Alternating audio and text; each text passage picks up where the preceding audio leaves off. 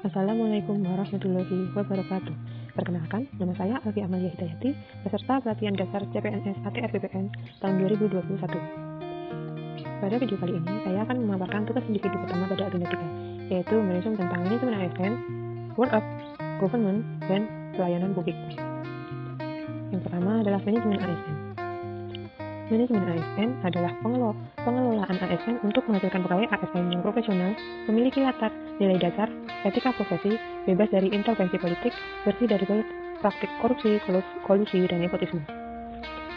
Kedudukan ASN yaitu pegawai ASN adalah pegawai negeri sipil dan pegawai pemerintah dengan perjanjian kerja yang diangkat oleh pejabat pembina kepegawaian dan disertai tugas dalam suatu jabatan pemerintahan atau disertai tugas negara lainnya dan digaji berdasarkan peraturan perundang-undangan.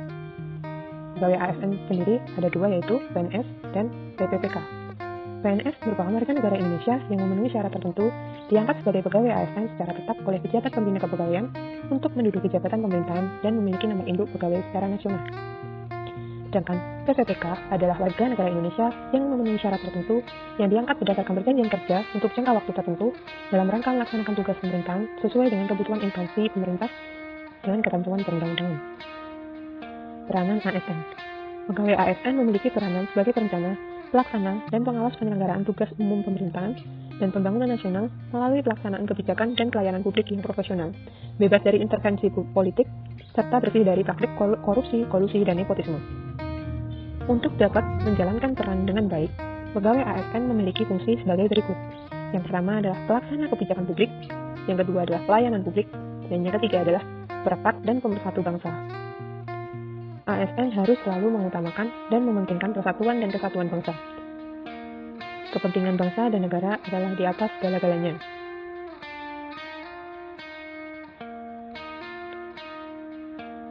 Sebagai ASN, kita memiliki hak dan kewajiban.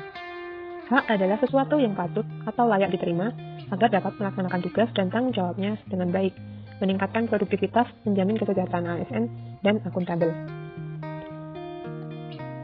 Hak yang dimiliki PNS dan PPPK juga berbeda.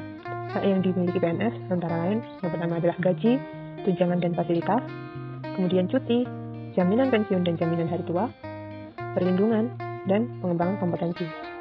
Sedangkan hak PPPK yang pertama adalah gaji dan tunjangan, yang kedua adalah cuti, yang ketiga adalah perlindungan, dan yang terakhir adalah pengembangan kompetensi. Kewajiban merupakan suatu beban atau tanggungan yang bersifat kontraktual. Kewajiban-kewajiban yang dimiliki oleh pegawai ASN antara lain yang pertama adalah setia dan taat pada Pancasila, Undang-Undang Dasar Negara Republik Indonesia tahun 1945, NKRI, dan pemerintahan yang sah.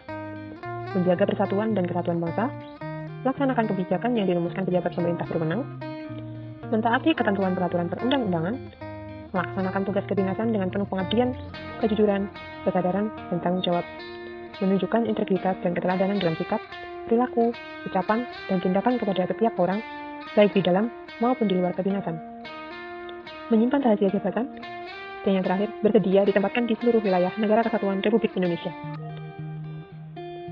Sebagai ASN, kita juga memiliki kode etik atau kode perilaku.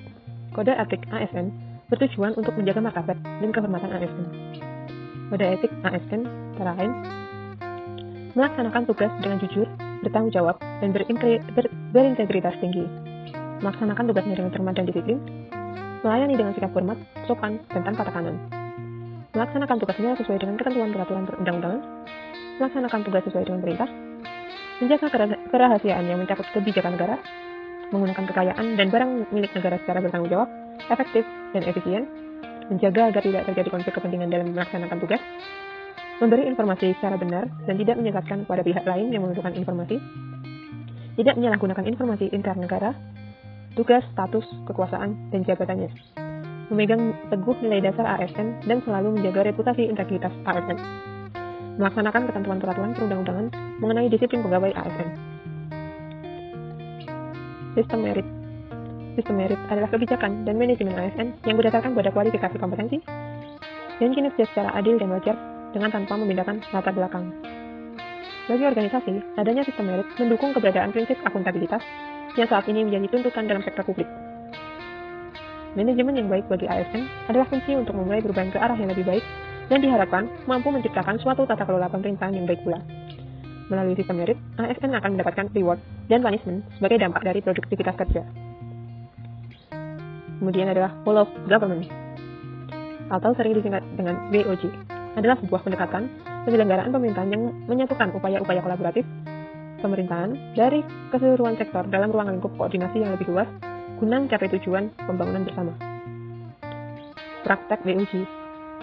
Yang pertama adalah penguatan koordinasi antar lembaga, membentuk lembaga koordinasi khusus, membentuk gugus tugas, dan koalisi sosial. Dalam praktek WOG terdapat beberapa tantangan. Yang pertama adalah kapasitas sumber daya manusia dan institusinya, nilai dan budaya organisasi, kemudian tingkat kepemimpinan. Syarat WOG yang baik atau best practice. Yang pertama adalah budaya dan filosofi. Yang kedua adalah cara kerja yang baru. Yang ketiga, akuntabilitas dan insentif. Yang keempat adalah cara baru pengembangan kebijakan, mendesain program, dan layanan. Asas-asas implementasi WOG. Yang pertama adalah asas kepastian hukum, asas kepentingan hukum, asas akuntabilitas, asas proporsionalitas, asas profesionalisme, asas keterbukaan, asas efisiensi, dan asas efektivitas. Kemudian adalah pelayanan publik. Pelayanan publik yaitu pemberian layanan atau melayani keperluan orang atau masyarakat atau organisasi lain yang mempunyai kepentingan pada organisasi itu, sesuai dengan aturan pokok dan tata cara yang ditentukan dan ditunjukkan untuk memberikan kepuasan pada penerima layanan. Dalam pelayanan publik terdapat 3 unsur, antara lain yang pertama adalah organisasi penyelenggara pelayanan publik, yang kedua penerima layanan, yang ketiga adalah kepuasan pelayanan. Klasifikasi pelayanan publik. Yang pertama adalah pelayanan administratif, yaitu pelayanan publik yang menghasilkan berbagai produk dokumen resmi yang dibutuhkan warga masyarakat. Yang kedua adalah pelayanan jasa, pelayanan yang menghasilkan jasa yang dibutuhkan oleh publik. Yang keempat adalah pelayanan barang, yaitu pelayanan yang menghasilkan barang yang digunakan oleh publik. Yang keempat adalah pelayanan regulatif, yaitu pelayanan melalui penegak hukum dan peraturan perundang-undangan maupun kebijakan publik yang mengatur sendi-sendi kehidupan masyarakat. Prinsip-prinsip pelayanan publik. Yang pertama adalah partisipatif, yang kedua transparan, responsif, tidak diskriminatif, mudah dan murah, efektif dan efisien, aksesibel, akuntabel, dan berkeadilan. Prosedur pelayanan publik.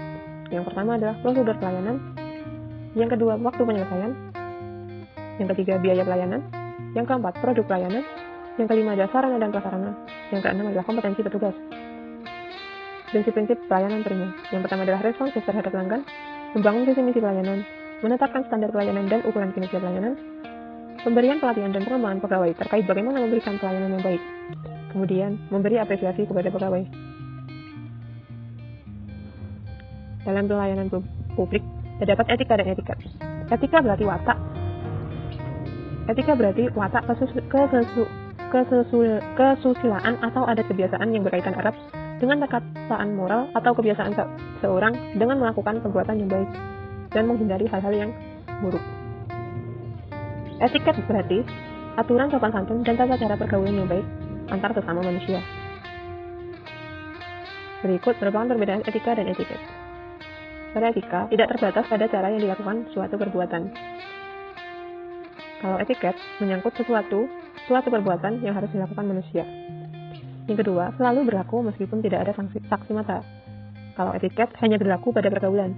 Bila tidak ada saksi mata, berarti etiket tidak berlaku. Yang ketiga, jauh lebih bersifat absolut. Prinsip-prinsipnya tidak dapat ditawar lagi.